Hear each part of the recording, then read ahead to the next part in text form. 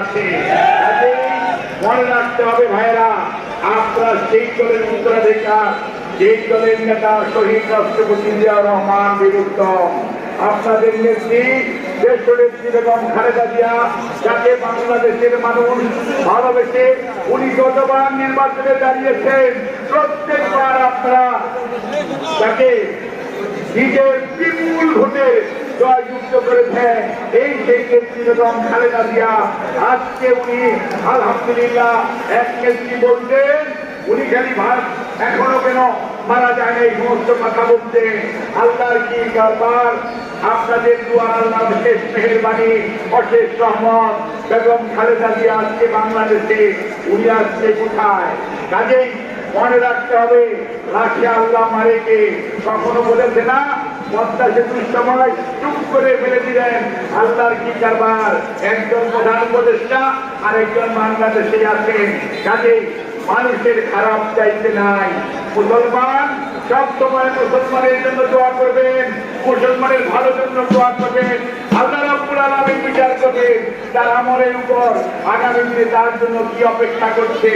কাজে আমরা আজকে যারা বিজয় মিছিলে, এই বিজয় র্যালিতে আমরা এসেছি, আমরা আমাদের শহীদদেরকে শ্রদ্ধা জানাই।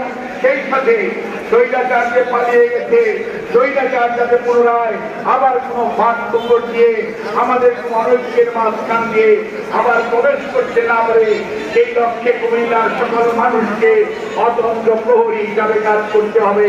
মনে রাখতে হবে, স্বৈরাচার আপনার আমার পাশে থেকে আপনাকে আমাকে প্রলোভিত করতে পারে, প্রলুব্ধ করতে পারে।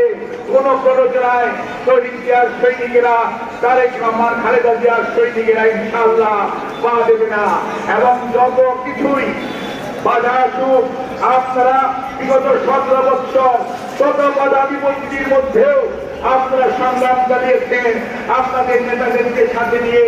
এবং আগামী দিনেও আমাদের উপর অনেক নির্যাতন আসতে পারে, কিন্তু নির্যাতন আসতেও মনে রাখবে, আমাদের নেতা নেত্রী দেশনেত্রী বেগম খালেদা জিয়া এবং আমাদের নেতা জনাব তারেক রহমান কোন অবস্থাতেই এই পর্যন্ত আপোষ করেন নাই।